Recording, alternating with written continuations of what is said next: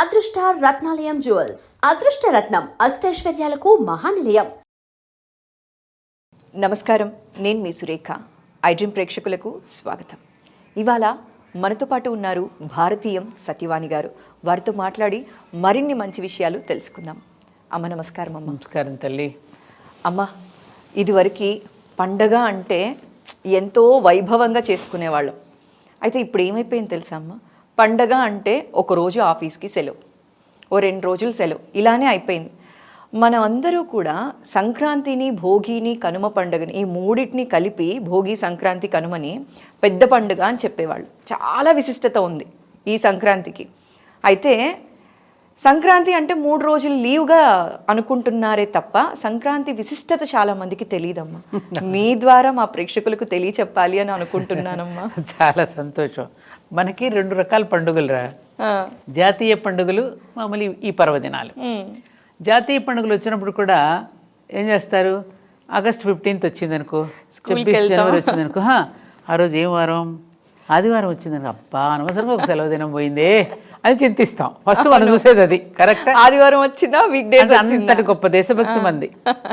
ఇక పండుగలు అంటావా, ఈ పండుగలు పర్వదినాలలో మన ఋషులు మన నక్షత్ర గమనాన్ని బట్టి, వాతావరణాన్ని బట్టి, ఋతులు యొక్క దీనిని బట్టి పండుగలు ఏర్పాటు చేసి దానిలో అద్భుతమైనటువంటి ఆరోగ్య సూత్రాన్ని, సాంఘిక పరమైనటువంటి పంపిణీ, అందరికీ కూడా రొటేషన్ అవ్వాలి డబ్బులు, ఓకే, అందరికీ డబ్బులు ఎలా పంపిణీ జరగాలి, అనేక ఆలోచనలు ఇందులో పెట్టి మనకి అందించారు ఈ పండుగలు.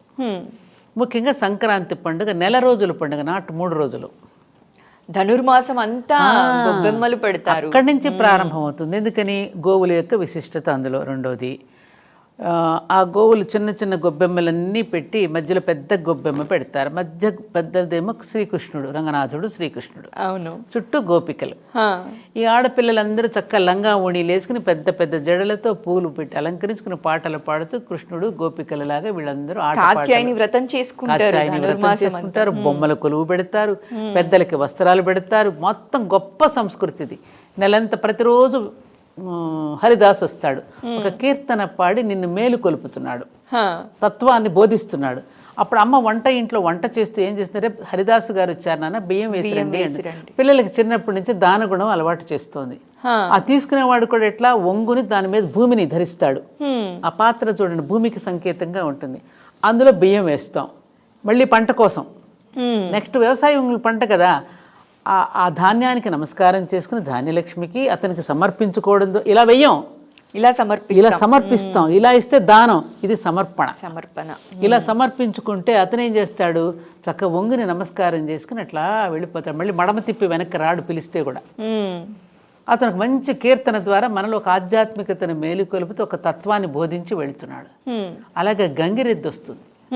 ఆ గంగిరెద్దు వృషభం ధర్మానికి ప్రతీక, గోవేమో భూమికి ప్రతీక. ఈ గంగిరెద్దు ఎక్కడెక్కడ నడయాడుతుందో అక్కడ ధర్మం విలసిల్లుతుంది. అందుకని శివాలయంలో కూడా నందీశ్వరుడిలో నుంచి శివుడిని చూస్తాం మనం. అంటే నువ్వు ఎప్పుడైతే ధర్మంలో నుంచి చూస్తావో అప్పుడు దేవుడు నీకు దర్శనమిస్తాడు రా అని చెప్పడానికి. ఓకే, మనం పాటించే ప్రతి ఆచారం వెనక ఒక అర్థం, పరమార్థం ఉంటుంది. పండుగల్లో కూడా అంతే. ఆ తర్వాత ఊర్లో ఉన్నటువంటి అన్ని కులాల వాళ్ళని భోజనాలకి పిలుస్తాం, అన్ని వృత్తుల వాళ్ళని. కార్పెంటర్, అలాగే గోల్డ్ స్మిత్, ధోబీ, బార్బర్, అలాగే చెప్పులు కుట్టేటటువంటి అన్ని కులాల వాళ్ళు, గ్రామంలో వాళ్ళు వచ్చి ఒక చోట భోజనం చేస్తారు. ఎందుకని? నీ వృత్తిలో నాకు సహకరించకపోతే నేను వ్యవసాయం చేయగలిగేవాడినా? ఎవరు లేకపోయినా జీవితం లేదుగా, మనుగడ లేదుగా మానవుడికి. ఎవరైనా ఉండాల్సిందే. అదే మనందరం ఒకటే సుమా అనేటువంటి ఒక సంఘీభావాన్ని తెలుపుతూ అందరూ కలిసి సామూహికంగా భోజనం చేయటం అనేది నాకు చాలా ఇష్టమైనటువంటి విషయం, పండుగ ఈ విషయం. ఇది చిన్నప్పుడు మేము చూసేవాళ్ళ అమ్మ, అబ్బా పగలంతా వండేది, వాళ్ళని అందరికీ ప్యాకెట్స్ చేసి సెలబ్రేషన్ చేసి సాయంకాలం అయిపోయినాక తన కర్తృత్వం అంతా నిర్వహించిన తర్వాత మా నాన్నగారి దగ్గరికి వెళ్ళి నాన్నకు నమస్కారం చేసుకుని అప్పుడు అక్షంతలు వేయించుకుని, మా అమ్మ అంటే తన ధర్మాన్ని తాను నిర్వర్తిస్తే నాన్న ధర్మాన్ని నాన్న నిర్వర్తిస్తూ ఉంటే ఈ సమాజంలో ఉన్న అందరినీ ఒకసారి కలుపుకుపోవడం అనే పండుగ సంక్రాంతి పండుగ అమ్మా. అయితే అలాంటి సంక్రాంతి పండుగ 3 రోజులు సెలవుగానే మిగిలిపోతుంది. సెలవుగా మిగిలిపోతుంది. ఊర్లకు వెళ్ళిపోతున్నారు, కాకపోతే వెళ్ళిపోతున్నారు. వెళ్ళిపోయిన తర్వాత కూడా ఏం చేస్తున్నారు, ఈ పర్వదినం కంటే కూడా ఈ కోళ్ల పందాలు, ఈ బెట్టింగ్లు కట్టుకోవడాలు, ఈ పేకాటలు, ఈ భోజనాలు, నాన్ వెజిటేరియన్ భోజనాలు, ఈ హడావుడులు ఎక్కువైపోతున్నాయి. ఈ పరమార్థం ఇది కుటుంబం అంతా కలవాలి, కాసేపు కూర్చొని మాట్లాడుకోవాలి. మేనమామ పిల్లలు వస్తుంటారు, మన చక్క సరదాగా సరసాలాడుకుంటూ ఉంటారు. ఆనందంగా అమ్మమ్మలు నాన్నమ్మలు భోజనాలు చక్క ప్రేమగా పెడుతూ ఉంటే తింటూ వస్తాం. మళ్ళీ అనుభూతులన్నీ పంచుకుంటూ మళ్ళీ తిరిగి వస్తుంటాం. ఇదివరకు కొత్తల్లుళ్ళని పిలిచి సంక్రాంతి ఎంత అద్భుతమైన పద్యాలు ఉన్నాయమ్మా ఈ సంక్రాంతి పండుగ మీద బోలెడని పద్యాలు మనకు. నెలదప్పినట్టి కోడలి చేత నొక ఎత్త భోగి పొంగలి పూజ పూర్తి చేసే, వంగి వంగి మృగ్గులు దిద్దు వధువుపై నీరు జల్లి గదివీడి చనునొక్క గడుసు మగడు. సరదాగా ఎంత బాగా కూర్చారమ్మా. లేగటి పాలలో కాగిమాగిన తీయ తీయని కప్పుర భోగి పాయసంబు చవులూరు కరివేపతో ఘమఘమలాడు పైర వంకాయ కూర తరుణి కస్తుంబరీదళ మైత్రమే నాల్క త్రుప్పుడిల్చడు నక్కదోస బజ్జి. అబ్బా, అలాంటివన్నీ రుచులతో కలిపి పద్యంలో మధురానురాగ సామ్రాజ్య పీఠి మకరధ్వజమునెత్తిని మేము చిన్నప్పుడు పద్యాలు చదువుకున్నాం. తుమ్మల వారు రచించిన పద్యాలు ఇవన్నీ. ఎంత చక్కగా అలాంటి పండుగల వైభవంలో భోగి పండుగ రోజున పిల్లలకి చక్క భోగి పళ్ళు పోయడం. ఆ భోగి పండు కూడా సూర్యుడిని పోలి ఉంటుంది. గుజ్జేమో చంద్రుడు, గింజేమో భూమి, పైనేమో సూర్యుడు అర్క ఫలం అంటారు. దాని పోయేటప్పుడు సూర్యనారాయణుడు ఆశీస్సులు అంటే ఆరోగ్యం భాస్కరాదిచ్చేతన్నారు కదా, ఆ పిల్లవాడు కూడా ఆరోగ్యంగా ఉండాలని చెప్పి సూర్యనారాయణకి ఆశీస్సులు వేసి ఆ పిల్లవాడికి ఒంటి నిండా భోగి పళ్ళు పోయడం, పెద్దవాళ్ళకి ఆశీస్సులు హారతి ఇవ్వడం, అందరినీ పిలుచుకోవడం. బొమ్మల కొలువు, ఆ బొమ్మల కొలువు విశిష్టత మాత్రం వాళ్ళ పిల్లలందరికీ తెలియాలి. అమ్మ, అయితే బొమ్మల కొలువు గురించి చెప్పాలి అంటే అందరూ ఈ బొమ్మల కొలువు పెట్టుకోవట్లేదమ్మా.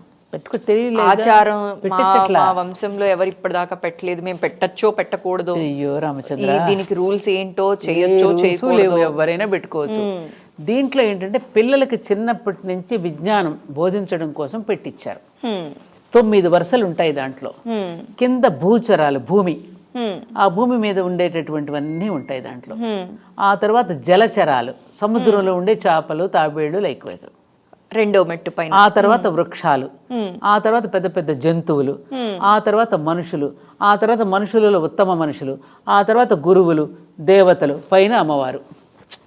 శ్రీచక్రం, ఆ శ్రీచక్రాన్ని బొమ్మల కొలువులో పెట్టి ఈ పిల్లలే వాళ్ళని సేకరించి తెచ్చి బొమ్మల కొలువును పిల్లలే పేర్చాలి. తల్లి ఏమి ఇన్వాల్వ్ అవ్వదు, వీళ్ళే సేకరించుకోవాలి ఆ బొమ్మలు. తెలుసుకోవటం వల్ల వాళ్ళకి ఒక జ్ఞానం వస్తుందిగా. ఇప్పుడు ఎగ్జిబిషన్స్ లాగా పెట్టి పిల్లల్ని వీళ్ళే వెళ్ళి పిలిచొస్తారు. వాళ్ళలో ఈరోజు నేను బొమ్మల కొలువు పెట్టుకుంటున్నాను, మరి రండి మీరు వచ్చి నన్ను ఆశీర్వదించండి అని పిలిచొస్తారు. తాంబూలం ఇచ్చి ఎక్స్ప్లెయిన్ చేస్తాడు. ఇది అవి చూస్తారు ఏమిటనేది. దానివల్ల విజ్ఞానం అంటే భిన్నత్వంలో ఏకత్వం. ఒకే మట్టితో ఇన్ని రకాల బొమ్మలు చేస్తున్నాం. మట్టి పదార్థం ఒకటే కానీ వస్తువులు ఎన్నో.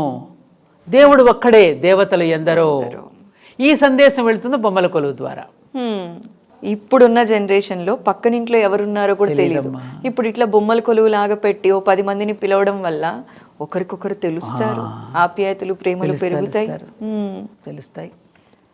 ఇవేమ్మా ఇన్ని ఉన్నాయి. అందుకని అలాగే భోగి పండుగ రోజున ఇదంతా ముఖ్యంగా ముగ్గు వేసేటప్పుడు రథం ముగ్గు సంక్రాంతి పురుషుడిని ముందు ఆహ్వానం చేస్తారు. తిరుగుతుంది రథం, మళ్ళీ ఆఖరి కనుమ రోజున అటు తిరిగిపోతుంది. ఆ తిరిగేటప్పుడు ఇక్కడ ఈమె వేసినటువంటి రథం తాడు ఆ రథం తాడు కలుపుతారు. ఆ రథం తాడుకు ఆ రథం ఊరు చివరి పొలిమేరల వరకు అందరూ సాగనంపుతారు సంక్రాంతి. అలా కలపడం వల్ల ఏమవుతుంది, ప్రతి తల్లి ప్రతి ఇల్లాలు ఒకరికొకరు పరిచయం.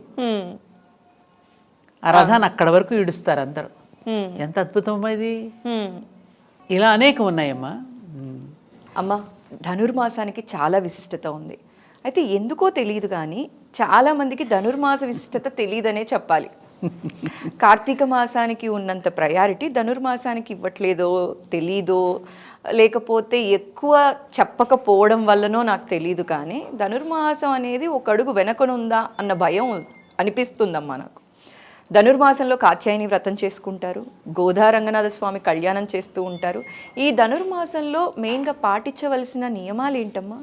అమ్మ, మాసాలు అన్ని గొప్పవే. శ్రవణ మాసానికి శ్రవణ మాసం అంత విశిష్టత లేదంటారు, కార్తీక మాసం అంత విశిష్టత లేదంటారు, వైశాఖ, ఇలా అన్ని మాసాలకి దేని విశిష్టత దానికి ఉంది కదా.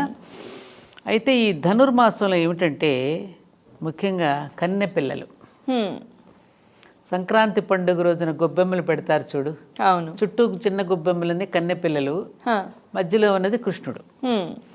అంటే మనకున్నటువంటి శాస్త్రంలో ఏమిటంటే ప్రతి కన్య కూడా వివాహం కాకముందు దేవుడిని భర్తగా భావిస్తారు, శ్రీకృష్ణుడిని భర్తగా భావిస్తూ ఉంటారు. పెళ్ళయిన తర్వాత భర్తను దేవుడిగా భావిస్తారు. పెళ్ళి కాకముందు దేవుడు భర్తగా భావిస్తారు, పెళ్ళి అయిన తర్వాత భర్తను దేవుడిగా భావిస్తారు.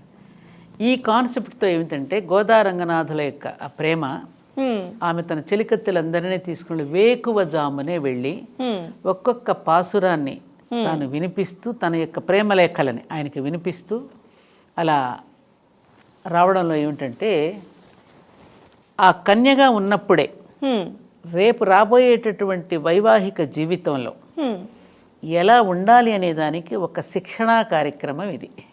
ఓకే, ఒక ట్రైనింగ్ ప్రోగ్రామ్ అనుకో ఇది. ఈ నెల రోజులు చేసేది. అక్కడేమవుతుంది, అమ్మాయి తెల్లవారుజామునే భక్తులు లేస్తున్నారు చలిలో, పైగా మరి అది శిక్షణే కదా. అయ్యప్ప స్వాములు ఏ విధంగా అయితే తెల్లవారుజామున చలిలో లేసి ఎట్లయితే హారతులకు వెళుతుంటారో, ఈ కన్నె పిల్లలు కూడా ఈ ధనుర్మాసం అంతా కూడా వెళ్తారు దేవాలయానికి. వెళ్ళి చన్నీళ్లతోనే చక్కగా స్నానం చేసి స్వామివారిని దర్శించుకుని ఆ పూలు సమర్పించుకుని పూలు పండ్లు వచ్చేస్తారు ఆ పాసురాలు చదివి. తమిళనాడులో విపరీతంగా జరుగుతుంది, ఎందుకంటే పాసురాలు కూడా తమిళ్లో ఉంటాయి కదా. అమ్మవారు రంగనాథ దేవాలయం కూడా అక్కడ ఉండడం వల్ల అక్కడ ఎక్కువగా ప్రాచుర్యంగా చెందింది. మన తెలుగునాట ఉన్నది కానీ ఎక్కువగా లేకపోవడానికి కారణం తమిళనాడులో ఎక్కువగా ఉండడం, ఇక్కడ కూడా చేస్తారు. అందుకని ఆ గోదా కళ్యాణం అనేటటువంటిది ఆ విధమైన ఒక అద్భుతమైన సందేశాన్ని ఇస్తుందమ్మా. అది ఈ గోదాదేవి యొక్క పాసురాలు ఆ పిల్ల. అందుకే మా దేవాలయంలో నేను ఏం చేస్తానంటే కళ్యాణం రోజున కన్నె పిల్లలు వచ్చి పద్మావతి అమ్మవారి దగ్గర ఉన్నటువంటి మాలలను తీసుకుని వెంకటేశ్వర స్వామి దగ్గర కూడా ఆ మాలను సమర్పించుకుంటారు. పెళ్లి కావలసినటువంటి పిల్లలు శిరస్సు మీద పెట్టుకుని మంగళ వాయిద్యాలతో మళ్ళీ తనకు కూడా అనుకూలమైనటువంటి వాడు, తనను అర్థం చేసుకోవలసినటువంటి వాడు కృష్ణుడిలాగా అర్థం చేసుకునేటువంటి భర్త లభించాలి, తోడు లభించాలి అనే ఒక భావన చేత ఈ అమ్మవారి దగ్గర ఉన్న మాలను తీసుకుని స్వామివారికి అర్పించడం ద్వారా వారి యొక్క ఆశీస్సులు పొంది, అందుకనే మా గుడిలో కళ్యాణ వెంకటేశ్వర స్వామి అనే పేరు ఆయనకి. అందుకే వివాహాలు చేసుకుంటే అక్కడ బాగా జరుగుతాయి అనే ఒక నమ్మకం ఉంది మన క్షేత్రంలో. అవునమ్మా, గోదా కళ్యాణ రోజున ఇలా అనమాట. దాని వెనక ఉన్నటువంటి అసలు భావం అయితే ఇది. ఆ పాసురాలలో కూడా మంచి అర్థము, మంచి వైభవము, ఆ వర్ణన అద్భుతంగా రాశారు. అమ్మవారు స్వయంగా తన నోటి నుంచి చెప్పిన పాసురాలు, తన నోటి నుంచి వచ్చినటువంటి పాసురాలు. అయితే ఈ తిరుప్పావే అందరూ కూడా చదువుకోవచ్చు అంటారా? ఎందుకు చదువుకోకూడదమ్మా? ఏది కూడా ఎవరు చదవకూడదని ఎక్కడ నియమం లేదమ్మా, అసలు లేదు. అంటే చాలా మంది మనం చేసుకోవచ్చా చేసుకోకూడదు ఈ అనుమానాలతో భయాలతో చేసుకోవట్లేదు. కొంతమంది కూడా అలా చెప్పారు ఒకప్పుడు. భారతం చదవకూడదన్నారు, స్త్రీలు రామాయణం చదవకూడదన్నారు, చాలా చాలా ఆంక్షలు పెట్టారు ఒకప్పుడు. ఇప్పుడు ఏమైపోయిందమ్మా, ప్రతి ఇంట్లో రామాయణం వేదాలే చదవకూడదన్నారు, ఉండాలి అంటారు. ఉండాలి, వేదాలే చదవకూడదని చెప్పాల. చదవకపోయినా పర్వాలేదమ్మా, మీరు వేదం ఏదైతే చెప్పిందో మీ జీవితం అలా త్యాగాలతోనూ ప్రేమతోనూ దీంతోనే నడుస్తోంది కదా, ఇంకా మీకు వేదాలతో పనే ఉందమ్మా అన్నారు తప్ప వేదం చదవకూడదని స్త్రీలను ఎక్కడా లేదు. అయితే గార్గి, మైత్రేయి, సులభ, మరి వీళ్ళందరూ ఏమిటి పెద్ద పెద్ద పండితుల్ని కూర్చోబెట్టి ప్రశ్నించారు కదమ్మా వాళ్ళు. యాజ్ఞవల్కుడు లాంటి వాళ్ళకి, మండన మిశ్రుడు, వీళ్ళందరినీ ఓడించారు కదా. మరి వాళ్ళు చదవకూడదని ఎక్కడుంది? వేదమాతే గాయత్రి అయినప్పుడు అంటే కొన్ని ఎందుకు పెట్టారు? ఈ వేదం మంత్రం చదివేటప్పుడు బొడ్డు నుంచి నాభి నుంచి ఉచ్చరించవలసి వస్తుంది స్వరయుక్తంగా. ఎందుకంటే ఒక ఒత్తిడి, ఆ ఒత్తిడికి కనుక గురైతే వాళ్ళకి ఎక్కడైనా అనారోగ్యం సంభవిస్తుందేమోనని పర్వాలేదమ్మా మీరు చదవకపోయినా పర్వాలేదని పురుషులు చదువుతూ ఉంటే అనుష్ఠానం చేసుకుంటే మీరు సహకరిస్తే చాలని చెప్పింది.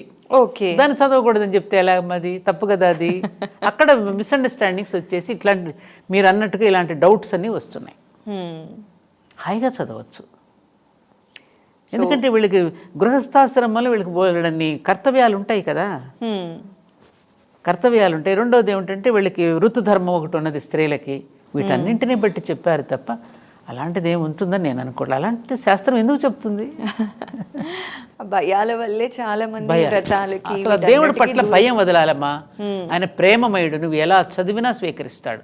మీలాంటి వాళ్ళ ద్వారా నిజంగా ఈ మెసేజ్ వెళ్ళాలమ్మా. ఎందుకంటే అందరూ కలిసి 100 కన్ఫ్యూజన్స్ చెప్పేసి లలిత మీరు చదవకూడదు, మీరు స్పష్టంగా పలకకపోతే చదివే అర్హత లేదు, ఇలాంటివన్నీ చెప్పడం వల్ల కాదు తల్లి. మనం శైశవ దశలో ఉన్నాం. మనం ఏం చదువుకోలేదు, శైశవ దశలో ఉన్నాం. శైశవ దశలో ఉన్నప్పుడు పిల్లవాడు కూడా ముద్దు ముద్దు మాటలే మాట్లాడతాడుగా, స్పష్టంగా మాట్లాడుగా. అప్పుడు ఏమంటా తల్లి మురుసుకుంటుంది కదా. శైశవ దశ దాటిన తర్వాత నువ్వు మళ్ళీ ఉచ్చారణ సరిగ్గా ఉంటుంది కదా. అందుకని శైశవ దశలోనే నువ్వు ఉండమాకు, ఆ ఉచ్చారణ సరిగ్గా చదువు. ఎందుకంటే నువ్వు మంత్రం అర్థం మారిపోతుంది అక్కడ. నువ్వు కీర్తించబోయి దూషిస్తున్నావు దైవాన్ని. అందుకని అప్పుడు మార్చుకో. ముందే నువ్వు భయపెట్టేస్తే ఎట్లా? పసితనంలో ఉన్నవాడిని వాడి ధైర్యం చెప్పాలి కదా. లేదు నాన్న చదువు, పర్వాలా, ఇంకా బాగా చదువుతావు, ఇదిగో ఇలా చదువు, ఇలా చదువు అని చెప్పాలి. ముందే భయపెట్టేస్తే ఎట్లా? దూరం అయిపోతారు కదా. సో నేను ఎప్పుడు అది బాగా నమ్ముతానమ్మా. మా అమ్మ ఎప్పుడు చెప్పేదన్నమాట, దేవుడి దగ్గర ప్రేమతో మొక్కు దేవుడిని. ఈ టైంకి దండం పెట్టచ్చా, ఈ టైంకి సమయాలే లేవు. నిరంతరము ప్రేమించు. నీ మైండ్లో ఎప్పుడు స్మరణ జరుగుతూనే ఉండాలి. అమ్మ ఎప్పుడు నాకు అదే చెప్పేది. నేను నాకు తెలిసిన వాళ్ళకి కూడా అదే చెప్తూ ఉంటాను, భయంతో దేవుడి దగ్గరికి వెళ్ళకండి, వాడిలో దైవాన్ని దర్శించండి. ప్రతి మనిషిలో ఉన్న దైవాన్ని దర్శించగలగండి. ప్రతి వాడికి నమస్కారం ఎందుకు చేస్తున్నావు, ఎందుకు నీరాజనం పడుతున్నావు? అతనిలోని దైవాన్ని చూస్తా. అందుకని ఇదే మనకి చెప్పారు. ఇది చాలా సింపుల్. ఆధ్యాత్మికత అనేది సింపుల్లో ఎంత సింపులో అనుకుంటే అంత కాంప్లికేషన్. మనం కాంప్లికేట్ చేసుకుంటున్నాం నిజంగా. అంతే తల్లి, అంతే. అమ్మ ఎంత చక్కగా చెప్పారమ్మా ధనుర్మాస వ్రతం గురించి. అయితే గోదా అమ్మవారిని లక్ష్మీ స్వరూపంగా చెప్తూ ఉంటాం కదమ్మా మనం.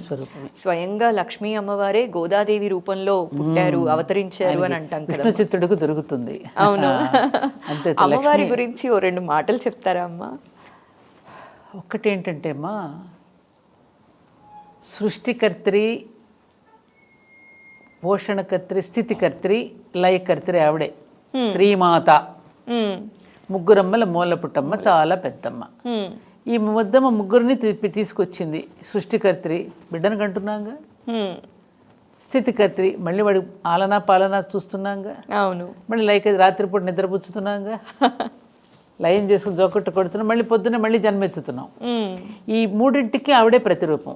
అవును, ఆ అమ్మలే మనం, ఆ రూపాలకి ప్రతిరూపాలమే మనం. అందుకే మనలో అమ్మలో ఏదైతే ఉందో మనలో కూడా అదే ఉంది. ఆమెకు ప్రతిబింబాలు ప్రతిరూపాలవి. అందుకని ఆ అమ్మలో ఏదైతే ఉన్నదో లక్ష్మీదేవి పోషణకర్తరిగా ఎట్లయితే ఉందో ఆ గుణాలను మనం పునికి పుచ్చుకున్నప్పుడు అమ్మవారి యొక్క అనుగ్రహం దొరుకుతుంది అనేది మనకి వరలక్ష్మి వ్రతంలో కనపడుతుంది. అవును. చారుమతి ఏమో అమ్మవారిని రమ్మని అడగలేదే. ఆమె ఎందుకు వచ్చింది? చారుమతి అందమైన మనసు కలిగింది. నీ అందమైన మనసును చూసి ముచ్చట పడుతున్నానమ్మా, పలానా పౌర్ణమిక ముందుగా వచ్చే శుక్రవారం నీ ఇంటికి వస్తాను, నువ్వు నన్ను ఆహ్వానించి ఈ విధంగా చేసుకోమ్మా అని చెప్పి తనే వచ్చిందిగా, పిలవకుండా వచ్చింది. ఎందుకు వచ్చింది? ఈవిడలో ఉన్న గుణగణాలను మెచ్చుకుని వచ్చింది. అవును, ఆవిడేమి తపస్సు చేసి మా ఇంటికి రమ్మని ఏం పిలవలేదుగా. అంటే ఎక్కడ మంచి గుణాలు ఉంటాయో అక్కడ లక్ష్మీదేవి ఉంటుంది, ఎక్కడ సంస్కారం ఉంటుందో అక్కడ లక్ష్మీదేవి ఉంటుంది, ఎక్కడ చక్కని సంప్రదాయం ఉంటుందో అక్కడ ఉంటుంది అనే తెలిసింది కదా మనకి. అవును కదా. అందుకని సాయంకాలం వేళ తప్పకుండా తలుపులు తీసి లక్ష్మీదేవిని ఆహ్వానం చేసుకోవడానికి అందరూ తలుపు తీసి దీపం వెలిగించి పెడతారు గుమ్మంలో. ఎందుకని? ఆవిడకి ఆహ్వానం పలకడానికి. ఎర్లీ మార్నింగ్ సరస్వతిని ఆహ్వానించుకుంటాం. ఆ సమయం ఆవిడది బ్రాహ్మీ ముహూర్తం, సాయంకాలం లక్ష్మీ ముహూర్తం కదా. అందుకని లక్ష్మి అంటే ఏమిటి? స్థితికర్తరి ఆ తల్లి. ఎందుకంటే ఆ క్షీరసాగర మథనంలో ఉద్భవించినప్పుడు లక్ష్మీదేవి వచ్చింది కదా. ఎందుకు? మనందరినీ పోషించడానికి. ఆమె ఎన్నో రకాల అవతారాలు, ఇలా గోదాదేవిగా ఎన్నో రకాలుగా అవతారాలు ఎత్తి శుద్ధలక్ష్మి, మోక్షలక్ష్మి, జయలక్ష్మి, శ్రీయలక్ష్మి, వరలక్ష్మి ప్రసన్న మమ సర్వదా. దీపావళి రోజున శ్రీలక్ష్మిని పూజ చేస్తాం, శుద్ధలక్ష్మిని పూజ చేసేది సంక్రాంతి పండుగ. మోక్షలక్ష్మి అంతా వీడు జయం సంపాదించుకోవడానికి ఆధ్యాత్మికవేత్తలందరూ చేసేదంతా మోక్షలక్ష్మిని ప్రార్థిస్తారు.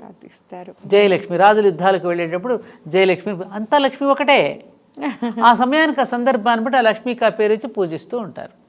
అట్లా గోదా అమ్మవారు కూడా ఆ రూపంగా వచ్చి కన్య పిల్లలకు ఒక సందేశం ఇచ్చి ఈ విధంగా కనుక భావన చేస్తే రేపు మీ జీవితాలు సమన్వయం చేసుకుని భర్తతో జీవించడానికి, ఒక సమన్వయం చేసుకుని జీవించడానికి కావాల్సిన అనుపానులు మెలకువలన్నీ దీనిలో తెలుస్తాయి కదా. దీని పట్ల మీరు మెలకువగా ఉండండి అని మెలకువగా పొద్దున్నే లేచి వెళ్తారు. సింపుల్గా చెప్తాను. తట్టి నిద్ర లేపి వెళ్ళింది గోదా అమ్మవారు. పైగా తన ఇళ్ళలో అందరినీ లేపుకెళ్ళింది. అవును. అలాగే నువ్వు కూడా అందరినీ లేపు, నువ్వు మాత్రమే పడుకోకు. మామూలుగా మనం అందరూ పడుకున్నప్పుడు మనమే ఎందుకు మేలుకుని ఉండాలని అనుకుంటాం. అందరినీ మేలుకొల్పడానికే నేను మేలుకొని ఉన్నాను. ఈ భావన చేస్తే సమాజం మొత్తాన్ని మేలుకొల్పగలుగుతాం మనం. నేను ఒక్కటే కాదు, నాతో పాటు ఇంకో 10 మంది కూడా వ్రతం చేసుకోవాలి. ఈ మెసేజ్ చాలా చక్కగా చెప్పారమ్మా. ఇది కావాలమ్మా మనకి. ఈ పరమార్థాన్ని ఎరిగితే ఎప్పుడైతే మనం ఉంటామో మన జీవితంలో ఉన్న ప్రతి కష్టాన్ని కూడా ఇష్టంగా మార్చుకోగలిగి దాన్ని ఓవర్కమ్ అయి దాన్ని జయించగలుగుతాం. ఈ పరమార్థం తెలిసి ఉండాలి. పూజలు వ్రతాలు అంటే ఊరికే క్రతువును తంతుగా చూసేసామనుకో తంతుగానే అయిపోతుందని. ఆ క్రతువులో ఉన్న పరమార్థం ఎరిగి చేసామనుకో మనసుకి ఎంతో ఆనందం ఉంటుంది. వాళ్ళతో హాయిగా మాట్లాడుకోవచ్చు. ఆ భావాలలో ఒక అద్భుతమైనటువంటి ఇది ఉంటుంది మనకి. అవునమ్మా కదా. ఆవిడ ఎలా మాట్లాడుకుంది గోదాదేవి ఆయనతో, రంగనాథ స్వామితో మాట్లాడుకోవచ్చు. స్వామి ఏకం అన్నారు కదా, అమ్మ గోదా అమ్మ మెడలో వేసిన మాలే తనకి ప్రీతికరం అని చెప్పారు కదా. అమ్మ ఇదివరకు పండగ అంటే ఎంతో వైభవంగా చేసుకునేవాళ్ళం. అయితే ఇప్పుడు ఏమైపోయింది తెలుసా అమ్మ, పండగ అంటే ఒక రోజు ఆఫీస్కి సెలవు, ఓ 2 రోజులు సెలవు, ఇలానే అయిపోయింది. మనం అందరూ కూడా సంక్రాంతిని, భోగిని, కనుమ పండుగని ఈ మూడింటిని కలిపి భోగి, సంక్రాంతి, కనుమని పెద్ద పండుగ అని చెప్పేవాళ్ళు. చాలా విశిష్టత ఉంది ఈ సంక్రాంతికి. అయితే సంక్రాంతి అంటే 3 రోజులు లీవ్గా అనుకుంటున్నారే తప్ప సంక్రాంతి విశిష్టత చాలా మందికి తెలియదమ్మా. మీ ద్వారా మా ప్రేక్షకులకు తెలియచెప్పాలి అని అనుకుంటున్నానమ్మా. చాలా సంతోషం. మనకి 2 రకాల పండుగలు రా. జాతీయ పండుగలు, మామూలు ఈ పర్వదినాలు. జాతీయ పండుగలు వచ్చినప్పుడు కూడా ఏం చేస్తారు, ఆగస్ట్ 15th వచ్చిందనుకో, 26 జనవరి వచ్చిందనుకో, ఆ రోజు ఏం వారం, ఆదివారం వచ్చిందనుకో, అబ్బా అనవసరంగా ఒక సెలవు దినం పోయిందే అని చింతిస్తాం. ఫస్ట్ మనం చూసేది అది. కరెక్ట్. ఆదివారం వచ్చిందా, వీక్ డేస్, అంతటి గొప్ప దేశభక్తి మంది.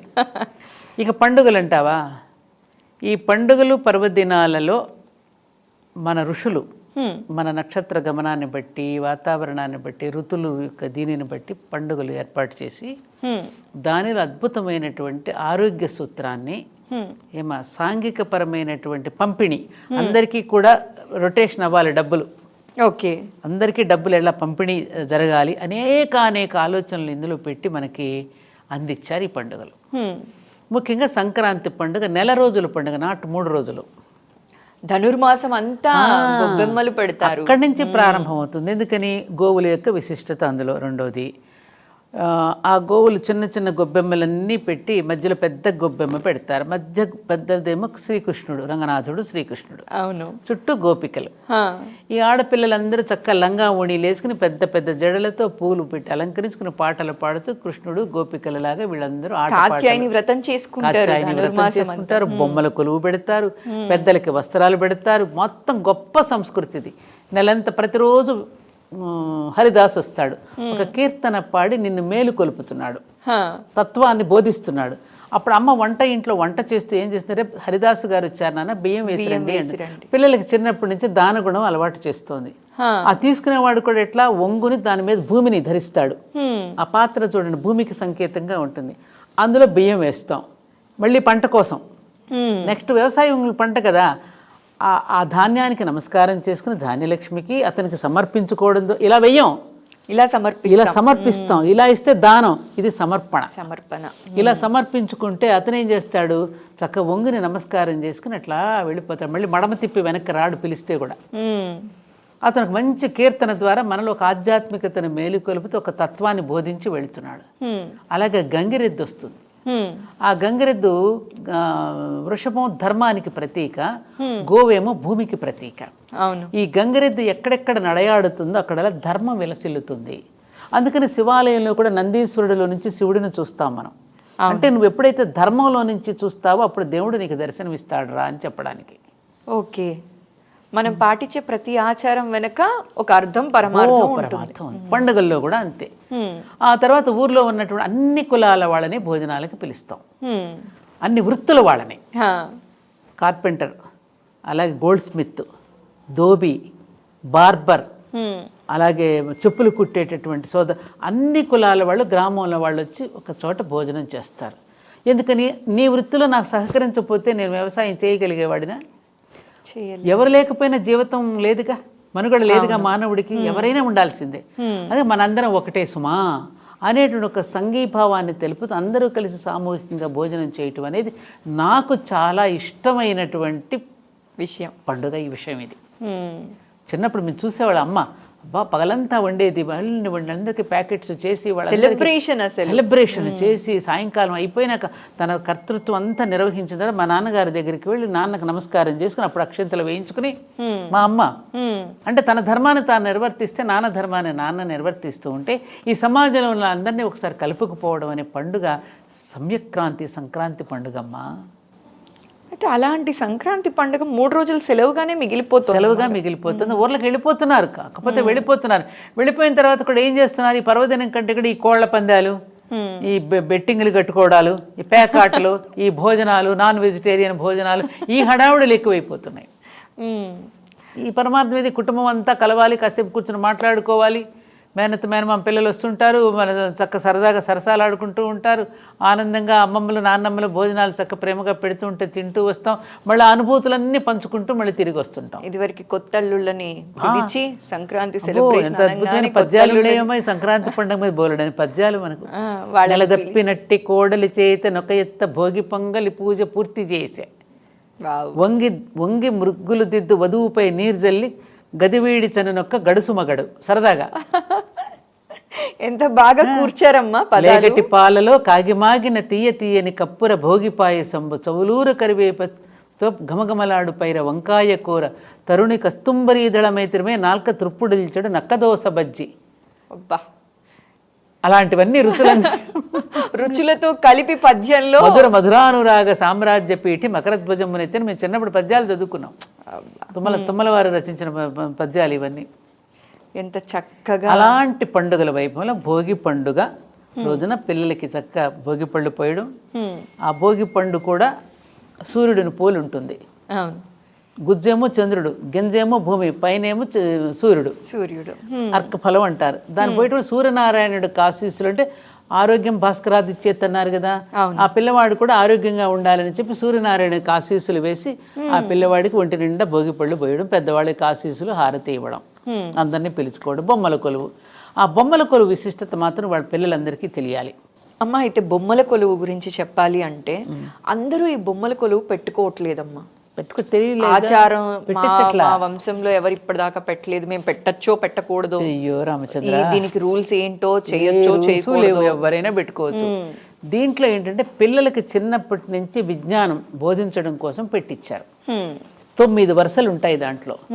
కింద భూచరాలు, భూమి, ఆ భూమి మీద ఉండేటటువంటివన్నీ ఉంటాయి దాంట్లో. ఆ తర్వాత జలచరాలు, సముద్రంలో ఉండే చేపలు, తాబేళ్లు, లైక్వేరు. 2వ మెట్టు పైన. ఆ తర్వాత వృక్షాలు, ఆ తర్వాత పెద్ద పెద్ద జంతువులు, ఆ తర్వాత మనుషులు, ఆ తర్వాత మనుషులలో ఉత్తమ మనుషులు, ఆ తర్వాత గురువులు, దేవతలు, పైన అమ్మవారు. శ్రీచక్రం, ఆ శ్రీచక్రాన్ని బొమ్మల కొలువులో పెట్టి ఈ పిల్లలే వాళ్ళని సేకరించి తెచ్చి బొమ్మల కొలువుని పిల్లలే పేర్చాలి. తల్లి ఏమి ఇన్వాల్వ్ అవ్వదు, వీళ్ళే సేకరించుకోవాలి ఆ బొమ్మలు. తెలుసుకోవటం వల్ల వాళ్ళకి ఒక జ్ఞానం వస్తుందిగా. ఇప్పుడు ఎగ్జిబిషన్స్ లాగా పెట్టి పిల్లల్ని వీళ్ళే వెళ్ళి పిలిచొస్తారు. వాళ్ళలో ఈరోజు నేను బొమ్మల కొలువు పెట్టుకుంటున్నాను అమ్మ రండి మీరు వచ్చి నన్ను ఆశీర్వదించండి అని పిలిచొస్తారు. తాంబూలం ఇచ్చి ఎక్స్ప్లెయిన్ చేస్తాడు. ఇది అవి చూస్తారు ఏమిటనేది. దానివల్ల విజ్ఞానం అంటే భిన్నత్వంలో ఏకత్వం. ఒకే మట్టితో ఇన్ని రకాల బొమ్మలు చేస్తున్నాం. మట్టి పదార్థం ఒకటే కానీ వస్తువులు ఎన్నో. దేవుడు ఒక్కడే, దేవతలు ఎందరో. ఈ సందేశం వెళుతుంది బొమ్మల కొలువు ద్వారా. ఇప్పుడున్న జనరేషన్లో పక్కనింట్లో ఎవరున్నారో కూడా తెలియదు. ఇప్పుడు ఇట్లా బొమ్మల కొలువు లాగా పెట్టి 10 మందిని పిలవడం వల్ల ఒకరికొకరు తెలుస్తారు, ఆప్యాయతలు, ప్రేమలు పెరుగుతాయి, తెలుస్తాయి. ఇవేమ్మా ఇన్ని ఉన్నాయి. అందుకని అలాగే భోగి పండుగ రోజున ఇదంతా ముఖ్యంగా ముగ్గు వేసేటప్పుడు రథం ముగ్గు సంక్రాంతి పురుషుడిని ముందు ఆహ్వానం చేస్తారు. తిరుగుతుంది రథం. మళ్ళీ ఆఖరి కనుమ రోజున అటు ఇటు తిరిగిపోతుంది. ఆ తిరిగేటప్పుడు ఇక్కడ ఈమె చేసినటువంటి రథం తాడు ఆ రథం తాడు కలుపుతారు. ఆ రథం తాడుకు ఆ రథం ఊరు చివరి పొలిమేరల వరకు అందరూ సాగనంపుతారు సంక్రాంతి. అలా కలపడం వల్ల ఏమవుతుంది, ప్రతి తల్లి ప్రతి ఇల్లాలు ఒకరికొకరు పరిచయం. ఆ రథాన్ని అక్కడ వరకు ఈడుస్తారు అందరూ. ఎంత అద్భుతం ఇది. ఇలా అనేకం ఉన్నాయమ్మా. అమ్మ ఎంత చక్కగా చెప్పారమ్మా. మన భోగి, సంక్రాంతి, కనుమ విశిష్టత గురించి చాలా చక్కగా మా ప్రేక్షకులకు తెలియచేశారమ్మా. ఈ సంవత్సరం అందరూ కూడా సంక్రాంతి అంటే ఓ 3 రోజులు సెలవులాగా కాకుండా మనస్ఫూర్తిగా ఆ పండుగని సెలబ్రేట్ చేసుకోవాలని మనస్ఫూర్తిగా కోరుకుంటున్నానమ్మా. నమస్కారం. నమస్కారం తల్లి.